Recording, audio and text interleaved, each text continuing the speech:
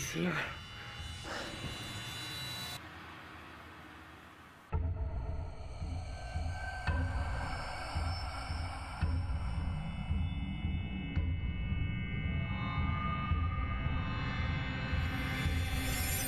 In the late 1970s, producer Irwin Yablans approached director John Carpenter with the idea for a horror film.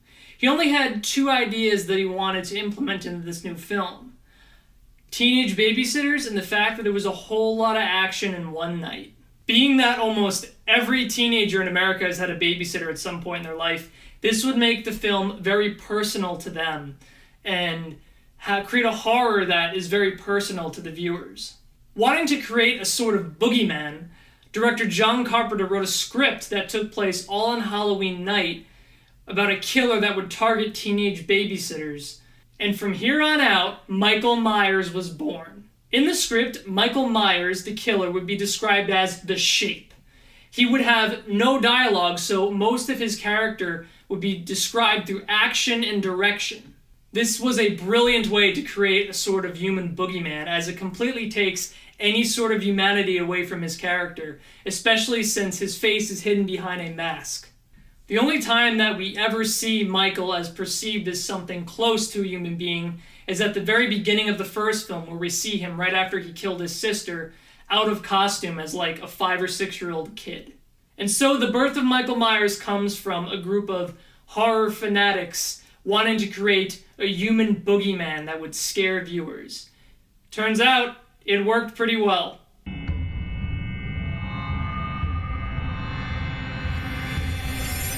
While there have been lots of remakes and sequels to the original Halloween movie, I want to focus on the ones that I feel are more important to the franchise, which is going to be the first 5, Halloween 1 through Halloween 5. The very first Halloween was directed by John Carpenter and released in 1978. This film does quite a bit with introducing Michael Myers as the main killer and antagonist of the franchise, and also establishing several tones and themes that make the movie what it is and would stay in the franchise for years to come.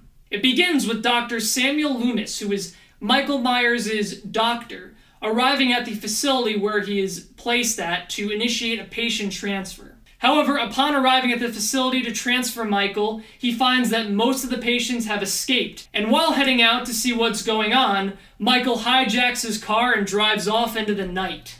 He makes for Haydenfield, Illinois, the only place that Loomis can possibly think Myers would go to release the rage that had been building up inside of him for all these years. His hometown. And Haydenfield is exactly where Michael ends up. He gets a blue jumpsuit and a white Halloween mask to disguise his identity, which works perfectly well considering that Halloween is right around the corner. While in Haydenfield, Myers finds an obsession with Laurie Strode, a local teen babysitter and student. He stalks her all the way up until Halloween night, where he finally makes his move on Strode and her friends while they're babysitting. One by one, he picks off these teenagers, leaving Laurie and the kids she's babysitting as the only ones left. Backed into a corner, Laurie decides that the best possible option is to send the kids out to the streets to go to the neighbors to call the police, sacrificing herself to save their lives. Luckily for her, though, they run right into Samuel Loomis, who comes into the house and puts 6 bullets into Myers' chest, just in time to save Laurie Strode. Upon his arrival, Laurie looks up at Loomis and asks, "Was that the boogeyman?" And Loomis replies with the very famous line, "As a matter of fact, it was." Looking out the window, Loomis is horrified to find the body of Myers is gone. An imprint lies in the grass where he lay, but the body is nowhere to be found. That's right, the horror of Michael Myers lives on. This sets up perfectly for the sequel, which was Halloween 2, released in 1981. This movie takes place directly after the first one, right after Laurie Strode had just been rescued by Loomis, and Myers is now on the run in Haydenfield from the police. Laurie is rescued and taken to the hospital, and we slowly see Myers make his way to Haydenfield Medical throughout the night, whether it is intentional or not. Upon reaching the hospital, Michael unleashes his fury yet again on the hospital staff, killing almost all of them except for Laurie. It's at this point in the second movie that we learn of Michael's true intentions as to why he's killing and why he specifically returned to Haddonfield.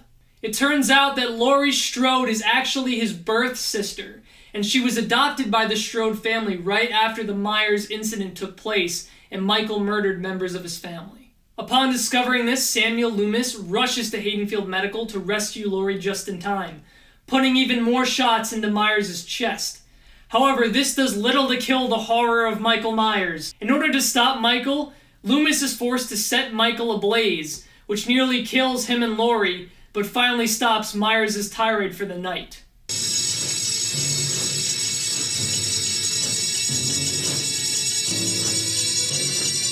Does it kill him though? No. Laurie is rescued yet again and taken to another hospital while the town of Haddonfield is forced to deal with around 15 murders on Halloween night.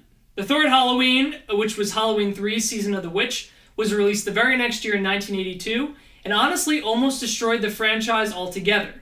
Yes, it was that bad. It had nothing to do with Michael Myers and honestly just felt like an attempt to bring the franchise into a different direction. But Michael Myers is clearly the icon that makes this franchise relevant in what it is.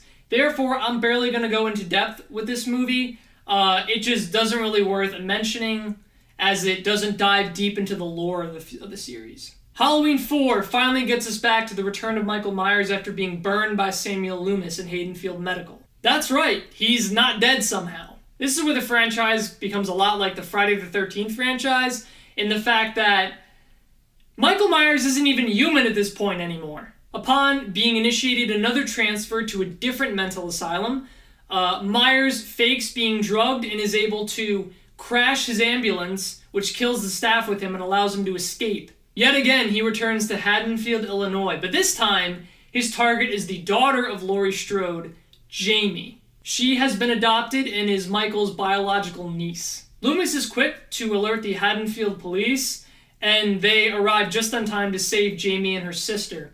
Of course, Michael fails at his task, not able to kill Jamie or her sister, and I believe this time is actually shot and killed by a bunch of redneck bar-goers and full-on state police task force.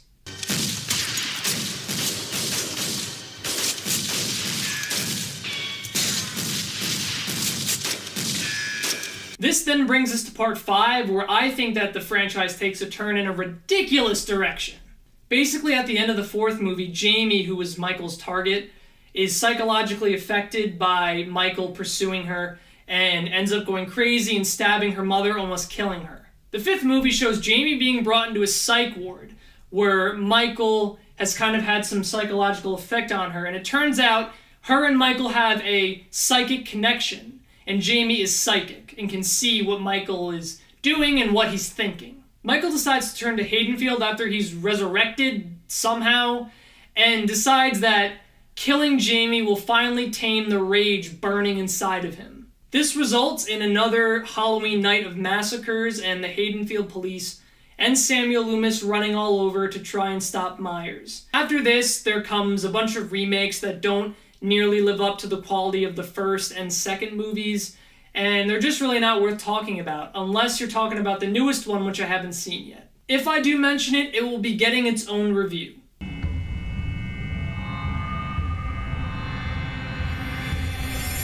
So what about the killer himself, Michael Myers? Well, just like Jason Voorhees from Friday the 13th, Michael Myers was once a normal boy, no different than anyone else. That is until one Halloween night where he decided to murder his sister in cold blood for no apparent reason. This brutal murder with a knife caused Myers to spend most of his young life in silence in a psych ward, biding his time to fulfill his greatest desire deep down, to kill. Myers has no clear motivation as to why he kills young teens. He appears to do so simply because he enjoys it. That's what makes his character so scary in the first film. There is no clear motivations as to what he does, no emotions in the man behind the mask. There's no apparent reason as to why he's doing these things. He is literally the physical embodiment of a human boogeyman with no human characteristics.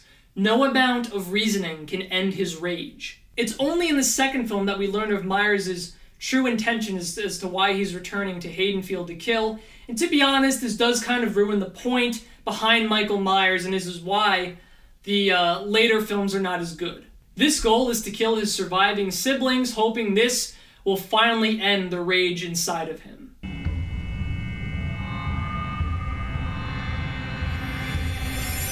Myers' MO is pretty simple. Myers wields a knife which he uses to brutally stab his victims. He is often seen sporting a blue jumpsuit and a white Halloween mask that he uses to conceal his identity, which works perfectly well considering most of his killings take place on Halloween night, where he will draw no suspicion in this disguise. At first, Myers' targets appear to just be vulnerable, unsuspecting teenagers. However, as the movies go on, we learn that his main target is his siblings, his birth siblings, as well as other surviving family members. There are quite a few people that are willing to escape the fate of being killed by Michael Myers in the first few films. However, Michael definitely proves he's not afraid to kill anybody that is in his path and is going to stop him from killing who he wants to kill. Most of those victims tend to be the Haddonfield police and other teenagers that are friends or associate with his targets. Michael also isn't that quick to kill. He, more often than not, enjoys stalking his victims and having a build-up before he actually kills them.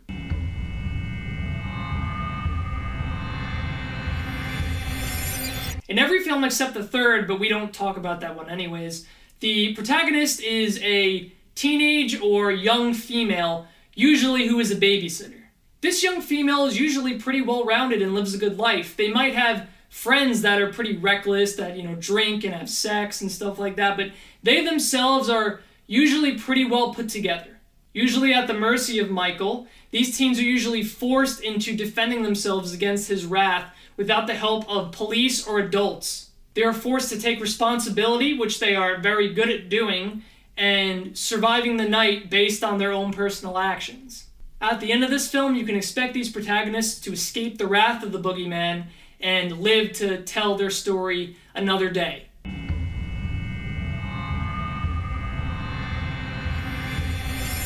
The original Halloween film did very well, both commercially and critically, proving that it earned its success and was a very sound film. However, I wish that I could say the same about any of its 4 sequels. Halloween 2, 3, 4, and 5 was given not anywhere near the same amount of praise as the first one. The second one in particular got most of its criticism in the fact that it didn't have the same amount of build-up as the first one. Laurie Strode wasn't as big of a role in that one as she was in the first one. And Michael's motivation to kill had been revealed, so he had been given some amount of humanity, even though it was only a small amount, and thus his boogeyman effect wasn't as strong. And I'll be honest, that does kind of ruin the point behind his character. The rest of the sequels would receive similar criticisms, and none of the films would match the success of the original Halloween. Up to this day, Michael Myers is still a massive Halloween and horror icon. When Halloween comes around, you can be sure to find him as somebody's decoration or costume. He has recently filled a cameo in the video game Dead by Daylight, where he appears as a killer known as The Shape, which is a callback to his role in the original film and what he was called in the original script. About a week ago, here in 2018, a remake was made with the original Laurie Strode, Jamie Lee Curtis, which showcases a renewed conflict between Laurie and Michael, each trying to kill each other. This just goes to show that this series is far from being irrelevant for a few years to come. Thank you guys so much for checking out this episode of Nonsensical Cinema's Horrors of Halloween. Stay tuned and I will see you in the next episode. Stay spooky, my friends. Goodbye.